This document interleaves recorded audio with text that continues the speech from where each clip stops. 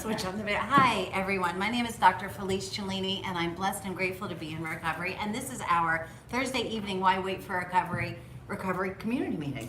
Hi everyone, my name is Haiti and I'm so blessed and grateful to be in recovery, and I'm a compulsive overeater. You are? I am. I'm a binge eater, I'm a purger, just an emotional eater, but I'm also a food addict, and I had bariatric surgery 2 years ago. I'm also a drug addict, and the important part of this story is I'm in recovery. And so all the things I said about you are true. And I'm a drug addict, alcoholic, anorexic in recovery, and all of those things are true as well. And I'm in recovery, and that's the important part. And welcome, and thank you everybody for being part of my recovery this evening and for always, because you guys are always here, so thank you. So we get together twice a week, we meet up, we're friends in recovery, and we discuss how we live in recovery and cope with life on life's terms. I mean, as things show up, and stay abstinent and be happy. Not that we can be happy all the time, Well, but to really cope yes. with life as it's happening. You can join in our conversation either on YouTube or on Facebook. You can also hop into the room. So if you want to join us in the room, we have a waiting room. It's a virtual room. If you've got Wi-Fi anywhere in the world, you can join us. And also we have a fabulous new forum. So there are places you can post questions if you don't want to be there in person. if you don't want to be there, if you don't want any of us to see you, you can do it behind the scenes. And you guys, I'm going to challenge everybody to step a little bit closer into your recovery and step out of that behind the scenes part and take part in your own life. Because I think, when we're in active addiction, we don't do that, right? We hide, we don't say how we feel, we act a certain way and we feel differently. So I'm going to challenge everybody to step on in and take part in your own life and in your own recovery. And we were going to talk about, Wait, so there's no pill or there's no special, no one else can do it for us? So here's the thing, there are a lot of pills. I took a lot of them. I don't know if there are any left because the opiates I might have finished, but no. So we know that there's no magic pill, right? No magic bullet. Recovery is about doing the work. We always say recovery isn't for people who want it, because everybody at some point wants it. And it's not for the people that need it, because when we're in active addiction, we all need it, right? It's for the people that are willing to do the work, willing to do what it takes to step in their own recovery, right? And change and take part in getting yourself a little bit happier, right? And getting some happy, which is what we talk about. So welcome everybody. We're gonna have a little bit of a debate our next meeting. So for Sunday morning, I wanna put this out there to you guys, so on Sunday morning we'll all be ready to participate. We're gonna talk about our addictions and the difference or sameness between drug addiction and food addiction, and I'm just gonna give a real quick 2 seconds about how that happens. So Haiti, first of all, I'm gonna give a shout out to Angeli for helping us so much with everything that you do. Angeli for helping with the website. We did a lot of work on the website today. I wanna give a big thank you to Haiti, who made our beautiful website. It's really coming along and it's awesome, and thank you. So I can't thank you enough for doing this. I mean, yeah, it's really, really cool. So we're having this conversation because we're doing the workshop this morning, and we were talking about relapsing on food. We did the website this morning. The website this morning. You Well, said we did some workshop Oh, stuff. okay. Thank you for correcting me. But we were working on that, and we were working on the website. And we were talking about different addictions. We don't know what this means. Okay. We were talking about different addictions. And we were talking about wanting to use. And we were talking about how you guys whose addiction is food addiction, how if you relapse, so I've got a bunch of friends, of course, that relapse. And we talked about how, if you tell me, Karen, you and I had a conversation when you relapsed, right? And I said, okay, you relapsed for whatever, 10 days, whatever. And I said, okay, that happened. Now let's move forward, right? And that was pretty much the end of the conversation, right? It didn't affect me too much. It was just the end of the conversation. And then I was talking to the girls and I said, well, what would happen if I relapsed? What would happen if I said to Ange and to Haiti, just want to let you guys know that for the last 10 days, I've been eating 400 milligrams of opiates a day. And first of all, we talked about different ways and different types and what goes around in my head sometimes, and Haiti's face fell onto the floor. It did. And Angela was already going through the thing where, yeah, I would want to tell Giancarlo, but I don't know because maybe he'd be mad at you. And Haiti was just like, well, I have friends that go out. And so even in our own little community of 3, right? we still have different thoughts and different feelings about what it looks like to relapse on drugs and what it looks like to relapse on food and what the consequences are, because we look at the consequences as far as what's happening out there in the physical world instead of looking at what happens to all of us spiritually, which the spiritual part is the same. So when we're talking about the difference between abstinence and recovery, we want to remember that abstinence is me not picking up drugs or alcohol and me not starving myself.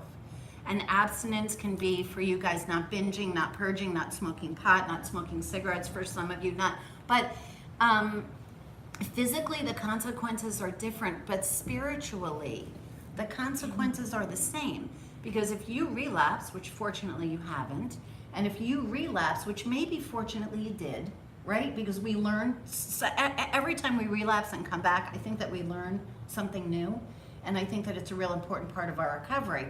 Not that I advise that anybody relapses, because it sucks. And coming back is really, really hard. But I think that spiritually it changes us a bit. And so I'm going to put this challenge out to you, and I want to know what you guys think about the difference between physical relapse and a spiritual relapse, and why the relapses are different and why they're the same, and why you guys look at me when if I came in here and I said to you guys, I've been using for the last week, what kind of response would I get? What kind of, if I came in seriously and said, you guys, I've been fucked up on opiates for the last week, and I need your feedback. I'm not sure how many of you guys would say, oh, you know what, that's okay, and it's only been a week, and it's all right, and don't worry about it, and let's move forward. That happened, let's move forward. As opposed to if you come in here and tell me you ate 16 bowls of spaghetti, and everybody else would say, oh, that's okay. That's all right. So you can start again on Monday. Yeah, exactly, right? Which is the shit that we told ourselves when we were dieting, or the shit that we told ourselves when we were starving ourselves. Right? I'll stop on Monday, or I promise myself I'll start eating on Monday. So when you mentioned that to me, my first thing was face fear. was like, I became really Her scared face was because like- I've lost friends from drug addiction or complications to drug addiction, and it's not a joke. I mean, for me, and that's really where the bottom line is how we view our own addiction, and how we view food addiction, and that's how part of the whole discussion, because they're people that I've lost to food addiction, but it's taken years and years and years for it to happen. It wasn't that a bowl of pasta and collapsed on the floor and died. It wasn't Correct. that same thing. So in my mind, I think her addiction's worse than mine. And that becomes where the debate starts, and that's the dangerous side. Your consequences are worse. Right. So my consequences at that moment were worse because I actually allow or choose to allow my consequences to be worse. I self-reported. Right? My consequences are worse because if I tell on myself out there in the real world, my consequences are worse. If I don't tell anybody, I check myself into treatment and nobody knows, and I get well again, were my consequences worse? The thing is that so physically and financially, there may be a difference, but spiritually, how do you feel after you relapse? Exactly the same. Yeah, you I feel like shit. I'm feeling Right, guilty, you have that ashamed, and self-loathing. demoralized, Right. and empty. Right, we feel guilty and completely demoralized. When you come in, when you were in workshop, when you were in the workshop and you were talking about any type of relapse, or when you're saying I don't feel like I'm able, or I ate this or I did that, how'd you feel? Yeah, not good. Yeah, you felt like I felt, right? When I relapsed. A relapse is a relapse. And so when we actually talk about spiritual recovery, you guys know for me, spiritual is getting some happy, right? That's how I use that word, spiritual. Learning how to live happy. Spiritually, it takes us to the same place. And we're going to remember that it's not what we're choosing to pick up, it's why we choose to pick up. And we always want to get back to the why, not the what. Because the what makes us different and the why keeps us exactly the same, right? The why keeps us in community. So I'm going to put that challenge out there. If you guys can post some stuff on the website, would be amazing. Right, so we've got this amazing group on the website. We went offline. So we basically have this website and this group that you can post whatever you want. Use the nicknames so no one knows who you are. Put up pictures of your dogs if you want to. I mean, it doesn't matter. But they're great topics for discussion, and what it really is to be a resource. So beyond the discussion, If you find a great meditation, if you find things that are working for you, post it up there so that we can share it. But the reason we put this up there is people that are uncomfortable with social media have a place to be able to express themselves. You can log in with Facebook and you can share to Facebook, so you can still keep doing what you've been doing if that's what you're comfortable doing. But for us, we're just wanting to be able to have a little bit more flexibility so it's easier to use and so much more information can be shared. Right, and it's also a place where people who don't feel comfortable yet, or don't feel comfortable, period, or prefer to stay a little bit more anonymous, it's a little bit easier to, it's super easy to do on our website. So we have people that have made up names and it's all kind of cute and funny, and you could share whatever, nobody knows who you are, you could share from who you are and everybody knows who you are, it'll be up to you. And then we also have a thing, what is it that if you join the first 100 people that did something, we're gonna get something? So what we I wanna thought add is, something to that. as a motivation for people to actually start using our website, give us feedback, let us know what you think, and to join the forum, because it's more fun the more of us that they are there, and it is relatively new. We discussed, Angela actually brought this up, is let's give the first 100 people the next workshop for free, which is a 2-hour workshop that we're doing on the 29th, which is emotional eating. How So to what I stop want it. to do is, Yes. so you click on our YouTube channel, right? Join that. Right. And join our website. And if Right. they do those two things, Okay. all right, that's what I've said. Okay, that's fine. I'm happy with that. Okay. So it's Why Wait for Recovery. So everybody do it now because you're gonna get a free 2-hour workshop. Yeah, so it's only this one, just so you know, on the 29th, which is an amazing 2-hour Stop Emotional Eating workshop. They're amazing. Go to whywaitforrecovery.com or sowhywait.net and we'll take you all to the same place. And when you sign up, you've got to enter your info. And the reason we do that is we are now changing Thursday meetings. They're going to be flexible. We'll keep you in the know what is happening via the website, so we can communicate with you. And our YouTube channel is the same. Why Wait for Recovery? It's really easy. So I'm happy that I did Yeah, that. I'm happy. Okay. I just wanted to also say something. So when we talk about addiction, you know, we all think our addiction is special, but we define addiction as anything that you're picking up, and that includes food, drugs, alcohol, men, sex, cigarettes, whatever it is that you're obsessing about, that is making your head crazy, that you can't stop thinking about and you can't stop using, and it makes you turn up in different ways, in ways that leave you feeling yucky on the inside. That's the stuff we're talking about. Right, and so I'm gonna rephrase that too, Sure. and just say that if I wake up this morning and I promise myself that I'm going to act or not act in a certain way, and it's 10 o'clock in the morning or 2 o'clock in the afternoon or 11 o'clock at night, I use anyway, and I go to bed guilty, and I wake up ashamed, and I do the same thing the next day, I've got a problem. So you guys who think that, you know, you're dieters and you can lose the weight and it's so easy and you don't even know why you're listening because you wake up in the morning and you decide today I'm going to do whatever it is that I'm going to do to stay healthy, and you quote can't get through the day without doing that behavior, and you go to bed guilty. Whenever there's any behavior that allows us to go to bed guilty, wake up ashamed, really knowing that we're hurting ourselves, and do the same thing over again, we got a problem. And it doesn't matter what that is. And that is one of the reasons we do workshops, because you can't change the problem with the same thinking that created the problem. So said Einstein. Exactly. Right. So you're they're an really learning. I'm feeling, smart Really today. smart today. Okay, we should talk about recovery now. Yeah, we should. All right, so we're talking about keeping our head above water. Laura, you and I had a conversation recently. I know that sometimes you feel like you're drowning. Sometimes I do too. You know, before we relapse, you guys, we're definitely drowning, and we're drowning for a while before we pick up. And so we can share about that. We can share about anything. What was the topic tonight, actually? Keeping our head above water. Yeah. Right. That was me being real.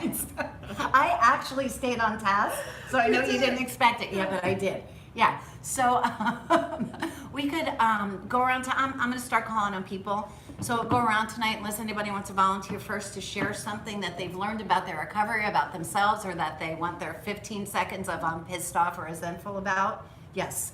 And we have a winner.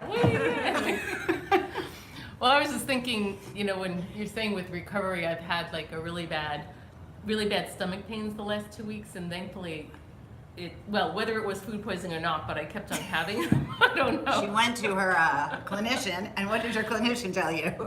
Yes. Yes.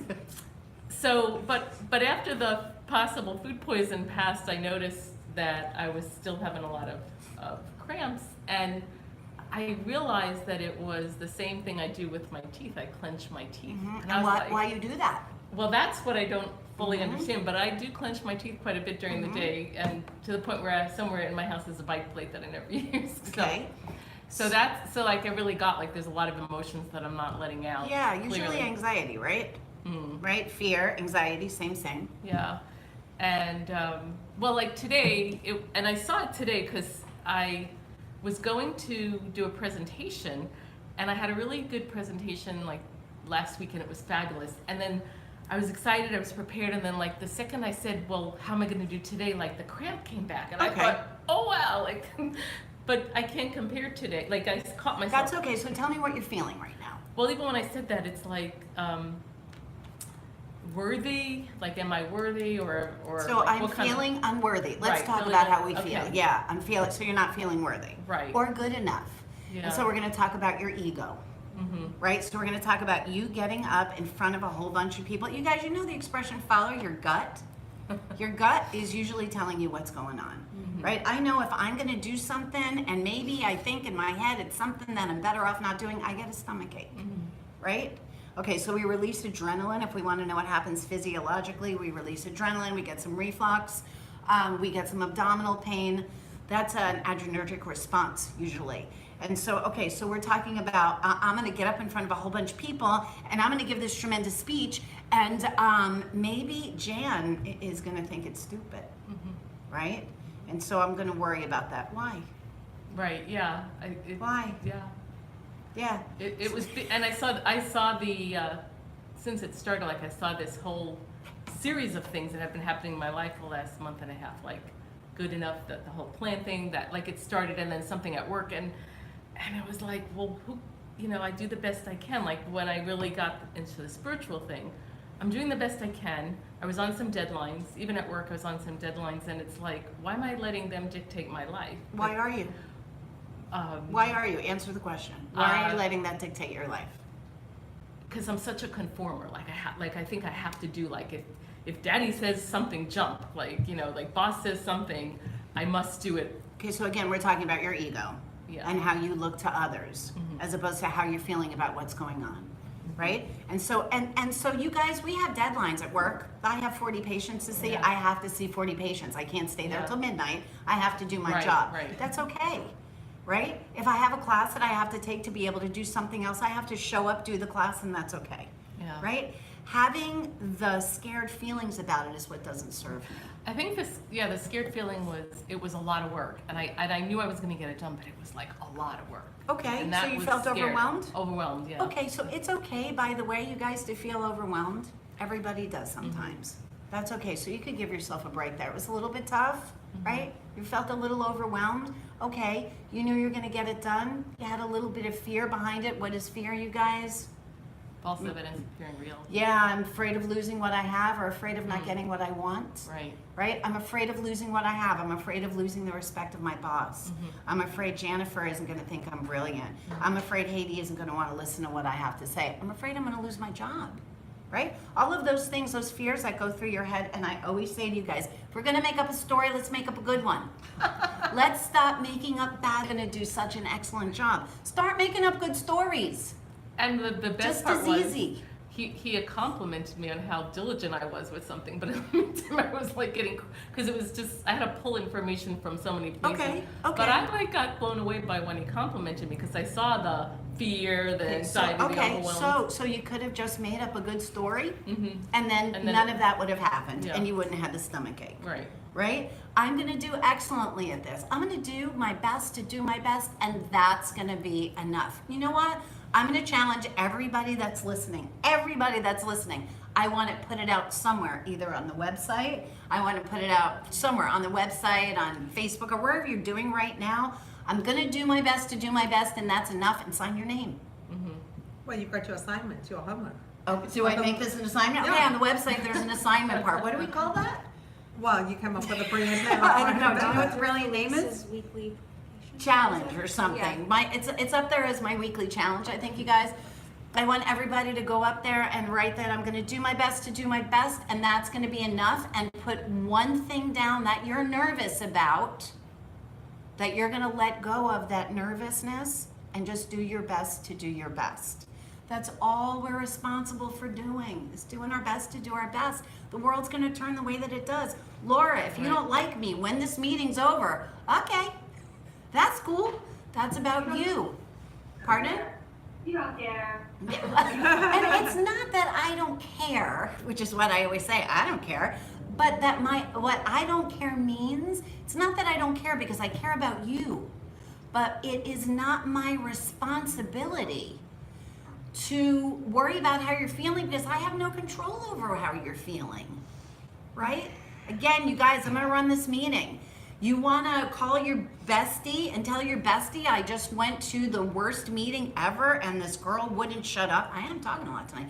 This girl wouldn't shut up and she thinks she knows everything, and yeah, she's got like 2 seconds worth of recovery and she thinks she's a friggin' guru and da-da-da-da. Okay, if you wanna call up your bestie and say, oh my God, I was at this meeting and you know, and so many great things were said, and this one helped this one, and God, it was so wonderful. Okay, I'm going to show up and say what I say. You're going to show up and say what you say. You showed up and said what you said. The way that you guys take it is about you. My responsibility is to show up and do my best. My responsibility to myself that I choose. That my responsibility is to myself to do my best, and that's enough. That's good enough. Me thinking or having a fantasy that I'm going to behave a certain way so that I can manipulate you into feeling a certain way is ridiculous. You could have done the best job in the world, and your wife could have your boss could have just had a fight with his wife and told you that you were a piece of shit asshole who doesn't know what you're doing. Right. You could have done the worst job on the planet, and your boss could have been coming from a place of abundance and said, hey, you know what, I know you did your best. Let's get you some classes because I think you could do even better. Yeah. That's about how somebody else shows up. Right. You show up and do your best to do your best. That's it. You're done. Everybody get that? Yeah. Yeah, is it easy to do? No, No, it's not. it's not easy to do. Because can I No. tell you something? This morning, I battled to get out of bed. It was really difficult for me to get out of bed. And the thought of working on the website, I'm going, fuck, I don't feel like doing this. Okay, it's the last thing in the world I want to do. And to try get out of bed and hoping that you'd cancel and that you'd find And I didn't today. And you did it today. And I had all these stories. And as I'm going through things in my head, and after we finished doing the stuff that we did, I felt so good. Right. But it was amazing. Like starting off the day in the total funk. It's this crazy thinking, and it's why is it that we gravitate to the worst? You know, I don't just know. instinctively, like that's the place to go to. It's amazing to me, So let's stop it, right? okay? Let's make it let's make that our mantra, right? Today I'm gonna show up and do my best to do my best, and that's gonna be perfect. That's gonna be enough, right? And let's work on letting the rest of that negativity go because it doesn't serve us. You guys, the happier that I am, the more happy I feel inside, the more apt I am to be of service to the community, right? Putting that positivity out into the universe, and it allows me, the happier I am, the more it allows me to be in service, Yeah. right? And so you guys believe what you believe. I believe that we're here to be of service. Yeah, and I always laugh at this. Once you told me I wasn't gonna die, I realized that I needed to like wake up. I'm like, okay, like probably some more. I mean, legitimately, there may have been something going on, but And I'm it's so- still going on today. Let's get that out of your mindset right now. Yeah. Yeah. No, Let's let that go. But I see how manipulative I am with my own body that I couldn't even deal with that I found something to make it worse. Normal response. It's a Yeah. normal response. Yeah, so give yourself a break there. I It's will. not that you're purposely manipulating your body. It's that when we get scared, we have that release of adrenaline, just like when we get excited. So let's start getting excited instead of getting scared. Okay? Thank you. Thank you. Jan, what's up, my friend? Hi, I'm happy to be here. We could tell. It doesn't look like Your it. insides are your outsides. So like kind of what it's the same exact thing. It's the same exact thing. So it's like I don't really want to talk too much about it because it's like we're not doing that right now. But yes. We're not doing what right now? They're getting too emotional. Okay, so you don't feel like getting emotional Yes. right now? Yes. Okay, Yeah. because we're gonna. But but you don't feel like getting emotional. like, So "Oh, I do." obviously you're having a tough day. Okay, can you just say that? I'm having a hard time today.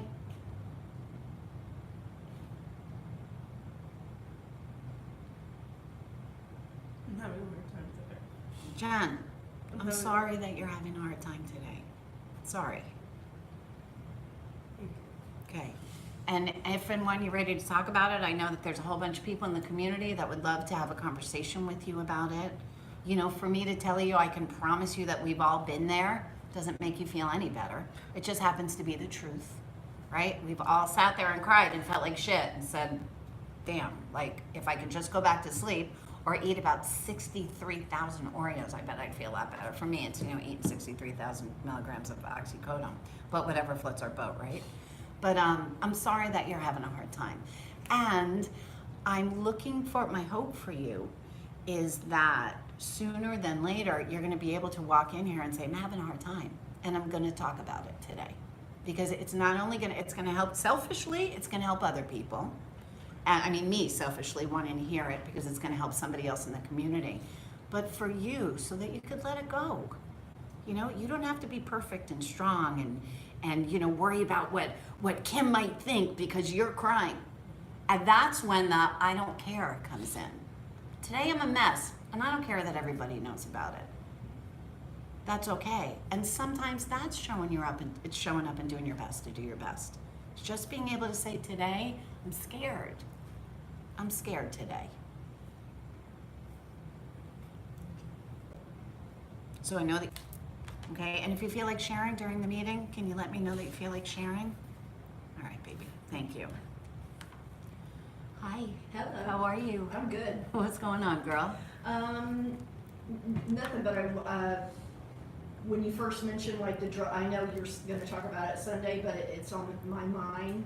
I was at a meeting the other day, and this woman, she shares, and she comes to the meeting, an AA meeting, and she said, "Oh, my first and last addiction is always food," and you could just look at the room, and everybody went like, yeah, So what? So what? So what? and Exactly. half of them are very Obese. obese. We don't have to say that. You guys, how come you're allowed to point your finger at me and call me a piece of shit drunk, and we're not allowed to use the word fat? No, I was No. going to say obese, but Yeah. I was thinking they really are just overweight. There's No. a couple of people who are very overweight. Listen, a body mass index of 30 or more Right. is obese. A Right. whole lot of people are obese that you call overweight. Right. Right. But I was really like, wow, you know, I felt bad for her. I don't know if she caught the room, the feel of the room, but I just, you know, I maybe I was too sensitive to. I don't know, but I I was don't like, think so. You know, Yeah. they're all thinking, who cares? Right. Or, what's the big deal? Exactly. You know, go So back to stop where it eating is. the cookies. Right, Right? exactly. You could stop eating cookies. Right, and she was talking about the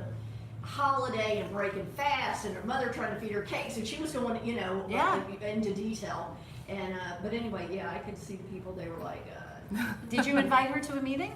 no, but I will. Yeah, that would be I awesome. will. Yeah, I will. That would be awesome. Yeah, I know she's been down here for like 5 years. She's from up north, maybe Massachusetts or something. So I will. Yeah, that's awesome. Yeah. And so,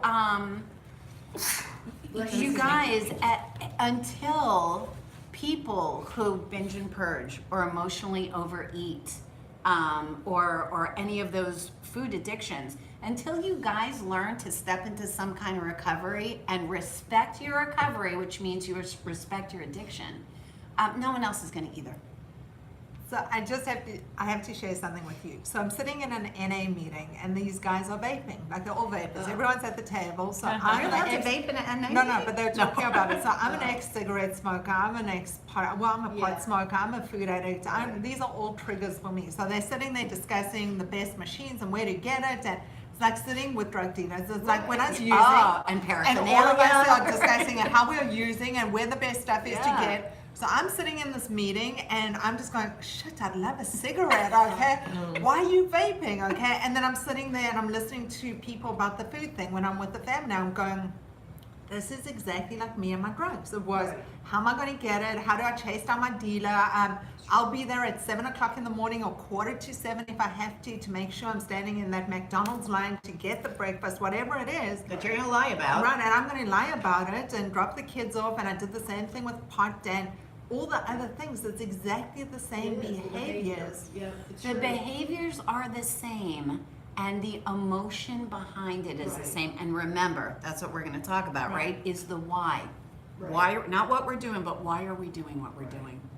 Right. And so why do we need to change the way that we're feeling to make ourselves feel better or make ourselves not feel Right. with any of the substances? And it's so why are we doing what we're doing to change the way that we're feeling?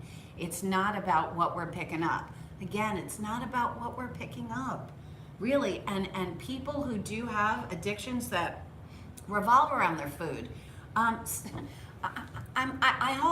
hope at some point everybody will feel a little bit stronger about talking about their recovery, man. You know, with AA, there are billions of people in AA and a billion people that want to share the message. And so there are a whole bunch of alcoholics getting some help, right? How many emotional overeaters or bingers or purgers or food addicts are getting the help? Why aren't they? Because nobody's talking about it. And you guys aren't talking about it either. Right. And how Right. many people go for bariatric surgery and lie about it? Oh, well. Right. Nothing for nothing. I see some people laughing. Just saying. It's true. Everywhere I look on different websites, That came and out of nowhere, different by the way. posts, is like, what do I say when people ask me when I've lost 1 million pounds? Like, I mean, honestly, Right. what, are you How'd that sick happen? and ill or Right. what's a diet? Right. What's your Yeah. diet? What's the What's the diet of the diet? day? Yeah. Yeah. So, yeah. Okay, Laura, you want to share? Yeah. I don't care if okay. you want to share. Laura, share. Yeah, Laura, share. Yeah. All right, so here's my share. Okay, yesterday, invited a bunch of people over, so it was break fast. All right, so all these people in my house, a lot of people I haven't seen in a long time, and everyone's coming in, they're like, oh my God, you look amazing, right? And what have you been doing? And I'm like, oh yeah, I've just been giving up sugar and, you know, no carbs, no alcohol, sort of thing, right? And over and over and over again, same thing over and over. So I felt really terrible about it actually, because I felt like I was lying by omission, and a lot of people are struggling. And when I was trying to make my decision, I know that it would have meant a lot to me if someone had told me the truth versus some half-truth. Or bullshit, what do you call that? Or lie. Whichever one, lie or bullshit. Whichever word you'd like to use. Yeah, okay, whatever you want to call it, please, okay, whatever you want to call it. So here was the thing, so my neighbor stayed, my next door neighbor stayed afterward. And she's here, and she's asking me about my, you know, how I stopped eating sugar and all this other shit, right? And I'm feeling like the biggest jerk on the planet. And finally I said to her, I'm like, Monica, I tell you the truth. Here's the truth. I had that bariatric surgery back in April. And my neighbor is a nurse, and she's like the loveliest woman ever. Loveliest woman. But she gave me the exact terrible response that I was dreading or worried that I might get from somebody. And that was like the look when you tell them they feel like you like hit them in the face, right? And they kind of like are taken aback and they're trying to process it, and they say, oh, good for you. You know, like whatever. It's not a sincere, it's a really awkward, uncomfortable thing. So that's what I had going on. And, That's what I got. and, And so the police told me that I had to call Monica. I had to go see Monica. She was outside, like, trying to clean out her car. And so I ran outside, tried to get her, and then she left. And so, but I had to tell her, I talked to her about, you know, basically about how she felt. And here was the good thing I found out. She's like, I have been doing nothing but thinking about it. I was even mowing the lawn this morning thinking about it, right? And she's like, it's not the easy way out, which was interesting to hear someone say that. So it's not the easy way out. It actually takes a lot of commitment, and it's a lot of hard work to do it. So thank you, Felice. It was a good thing to talk to her. And yeah, I still don't know how many people I'm going to continue to talk to about this issue, but. and Laura, thank you. And thank you for sharing that. And you know, when we talked this morning again, we talk about, I said to you, Laura, if you're gonna make up a story, make up a good story. Instead of deciding that she was devastated and now she thinks you're a piece of shit and you're a liar and you're just, you know, whatever, and she can't even believe it. Now she's gonna go tell all her friends. Like, let's think like maybe she's like, wow, that's so cool, you know, and maybe I should have a conversation with Laura about it. And we talked about, you guys, you know, when we have a conversation with somebody else, and I told Laura to, doesn't matter what she thinks because it's not about her. But since you care about her and you'd like to keep your relationship with her, have a conversation with her. Not accusingly, because Laura was gonna say, well, you know, I said this and you reacted like this, and so I thought, but always you guys, we're gonna have a conversation with somebody, come from a place of love, come from a place in your heart. Hey, you know, I had a conversation with you yesterday. I was kind of feeling a little bit weird about it. So is it okay if we talk about how we're feeling about it? Right? I'd love to know what you think about it. And what you think about it. She thought you were awesome. And so you went through the night worrying, talking to me about it this morning, about, you know, how horrible it is. Now you have to go outside and see your neighbor who knows it. And when in reality, you might have been the person that gave her that permission to have feelings about it and to look into it and perhaps get well. And you guys, we never just like, thank you, Laura, you're so awesome. Thank you for sharing that, even, you know, if you felt like I made you.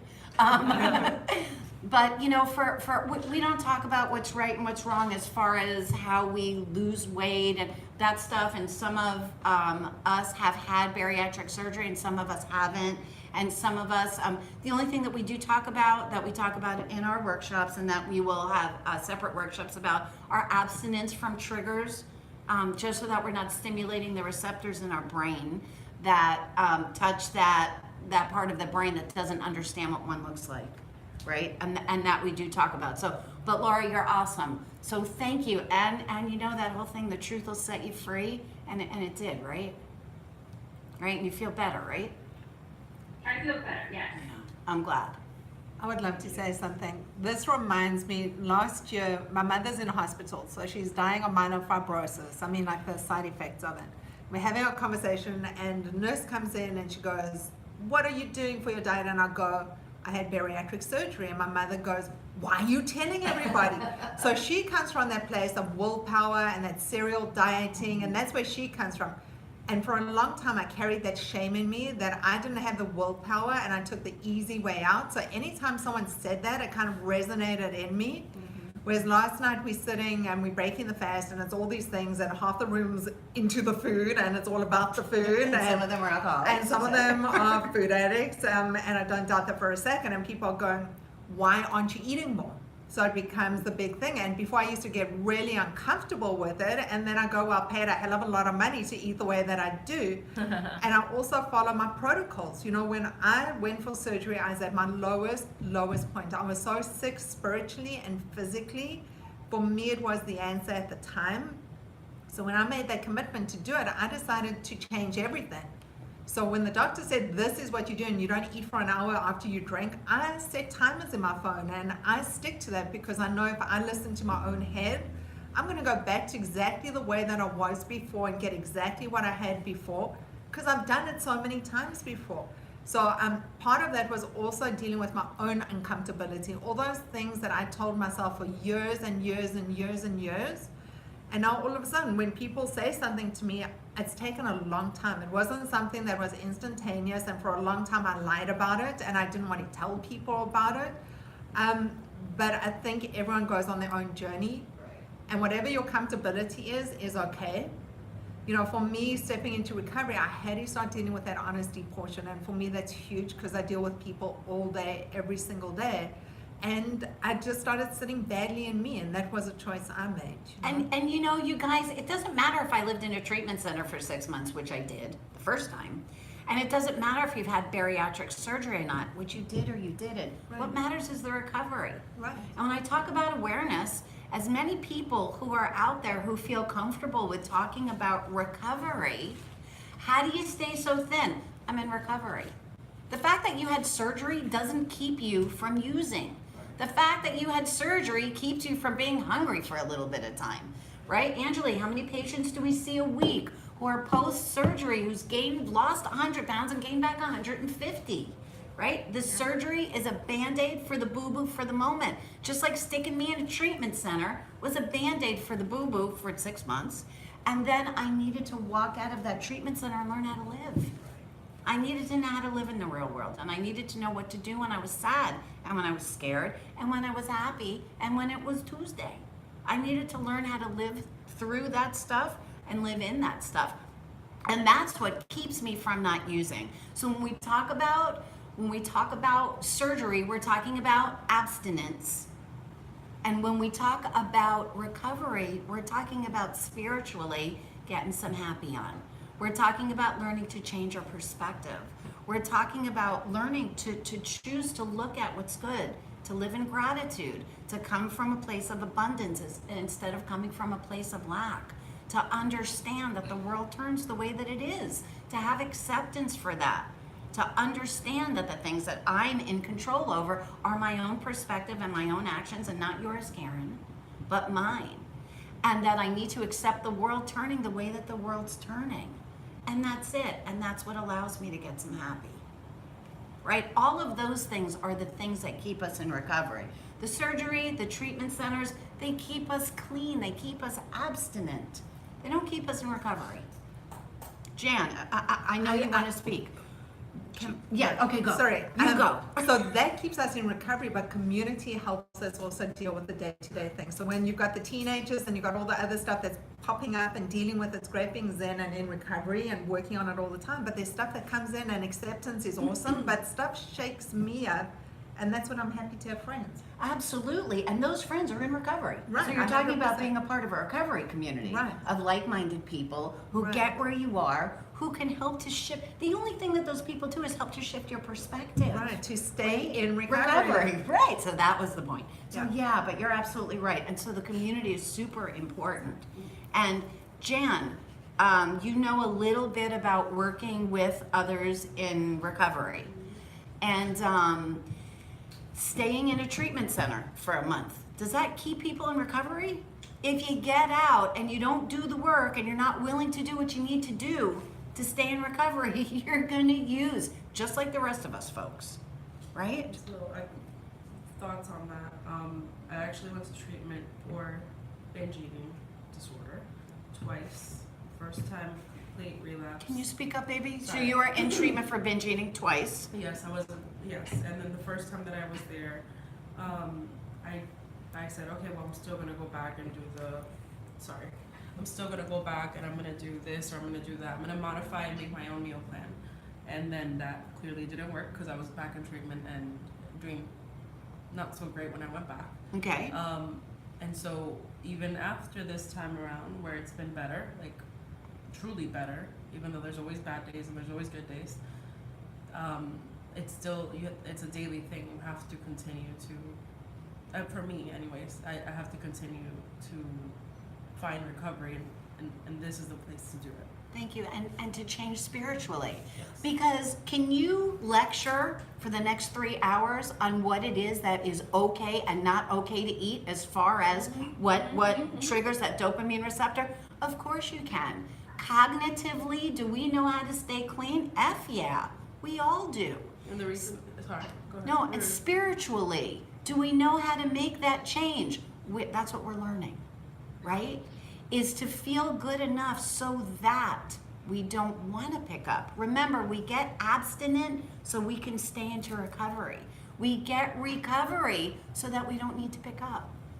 And that is why we do the workshop, so that we learn the steps. That was such a good segue. No, it is but it's true. great. But that's why we do it, so that we're able to focus I on know. working on ourselves, because we spend so much time working on other things and other people that it actually gives us that chunk of time that we're able to work on ourselves, and that's really important. And the other thing I just wanted to say is we are a community. You know, for anyone who's been in rehab, come out of rehab, this is one of the things that we do, is you step into community with us.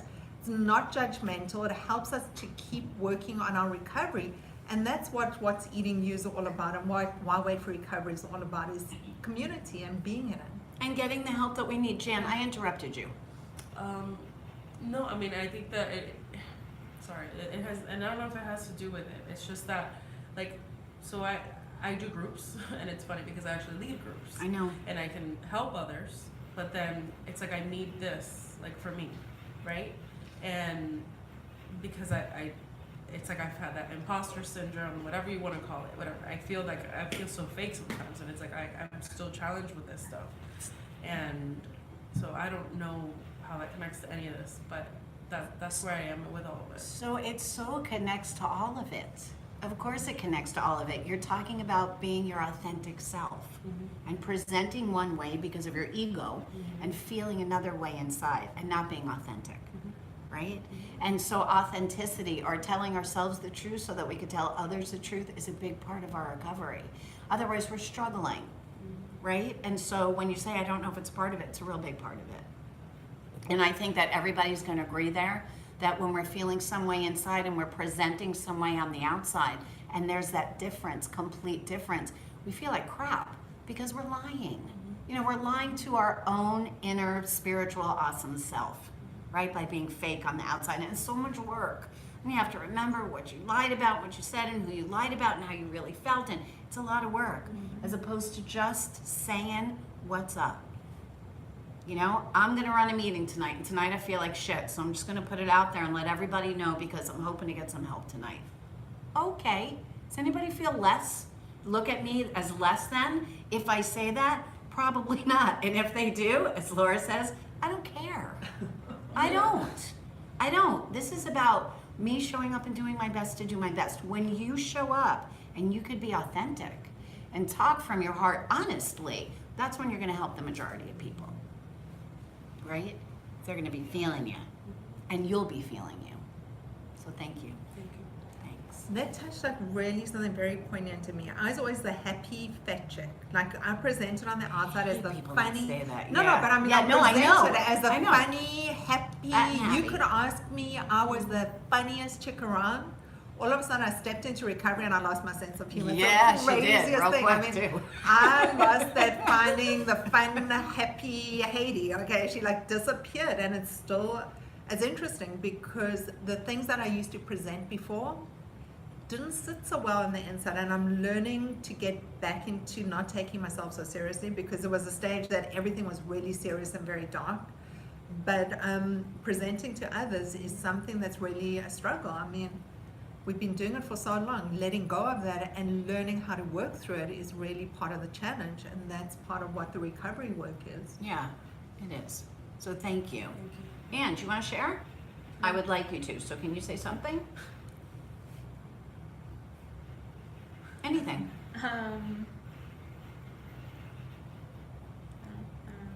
Okay. Well, I'm going to get back to you. So if you choose to share, which I would really like if you would. So if you choose to share, raise your hand or let me know that you're ready to share. Okay.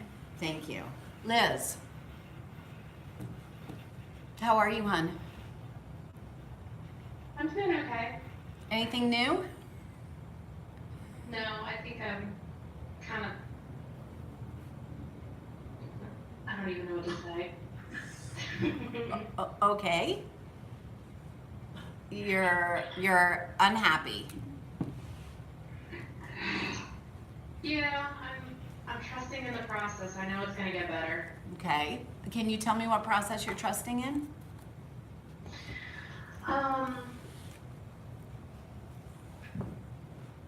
Yeah, I get what you're saying when you're like, tell yourself a better story, make up a better story. Mhm. You know, if you're gonna make up a story, make it a good one. Did you do that for me?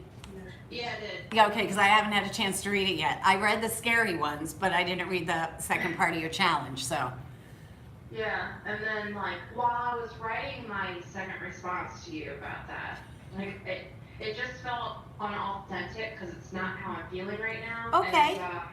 And then I got pissed off because I feel like you ever have those days where you just feel like shit and somebody might approach you and say, oh, it can't be that bad, you should smile. And I just feel like saying, fuck you. Mm-hmm. That's how I felt Uh-huh. during that stuff today. Okay.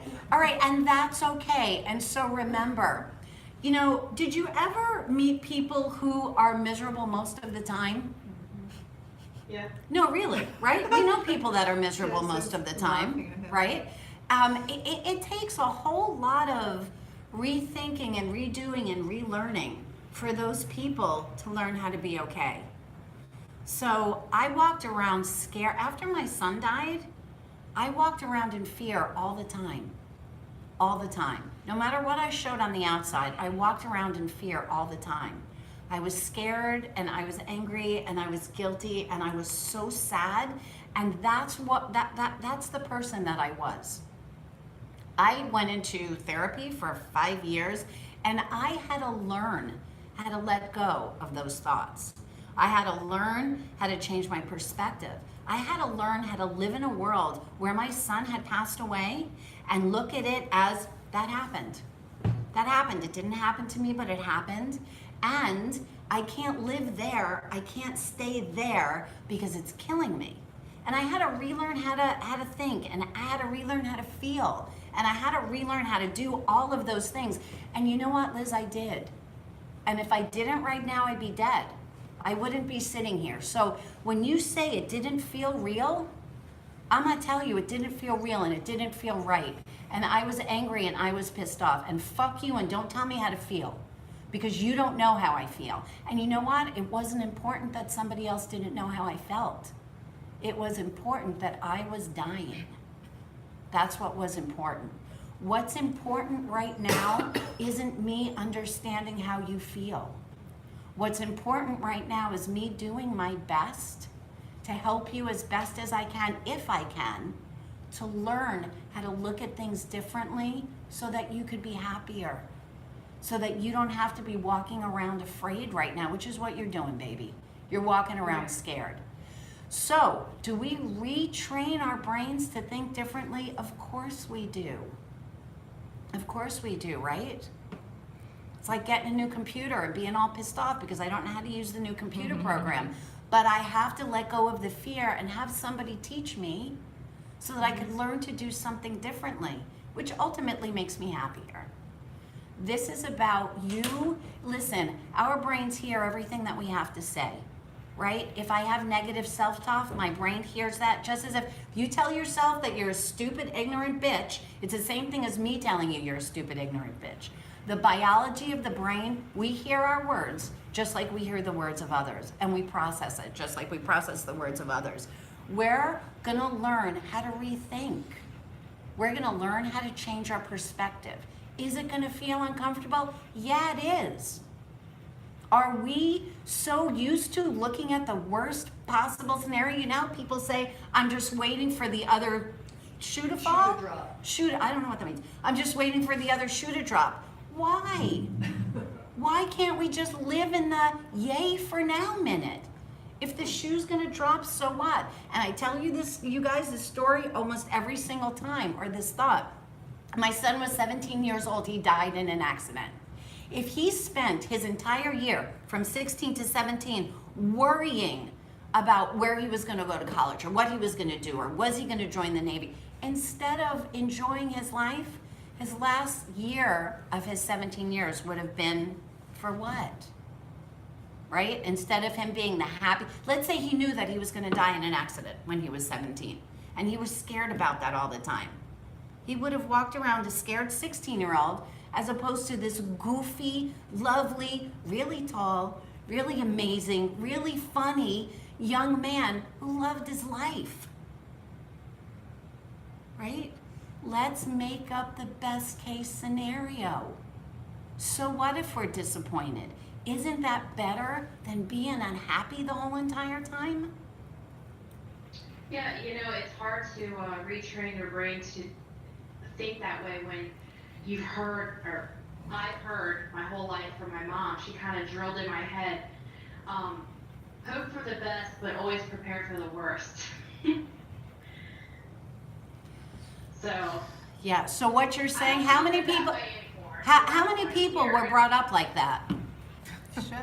Why should we prepare for the worst? What about the people, God bless you guys, that walk around that are scared all the time because maybe an atomic bomb is gonna fall tomorrow? Like, do I wanna be scared about that? Because the truth of the matter is, maybe we're gonna be attacked and we're gonna blow up right now in the middle of the meeting. That might happen. Do I wanna spend, it's the truth. It might happen, right? There's that possibility. Or do I want to look forward to the possibility of a great day? Do I want to look forward to the possibility that my new boss is going to be amazing and I'm going to learn a lot, right? And I'm going to take whatever I take out of it. And if she's a horrible, terrible bitch, maybe I'm going to learn something from that too. What's the difference? Or I could walk around scared and pissed off and resentful. We learn that it's a choice. Our natural actions or reactions are natural reactions that we have. How long we stay there is about us. Happy is a choice that we make, you guys.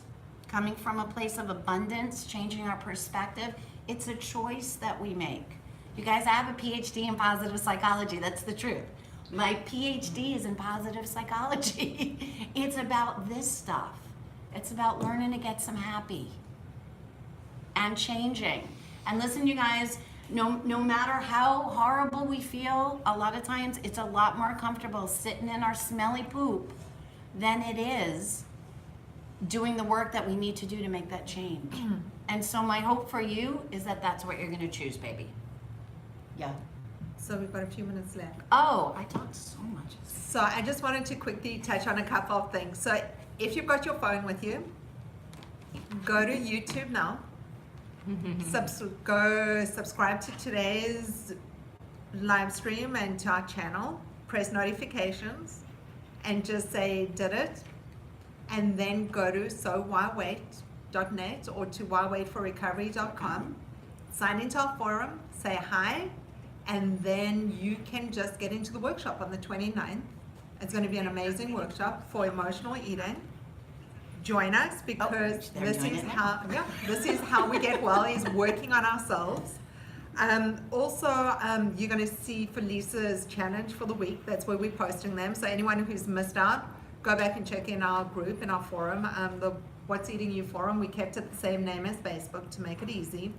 If you didn't get a chance to share today, join us on Sunday at 9:30 Eastern Standard Time.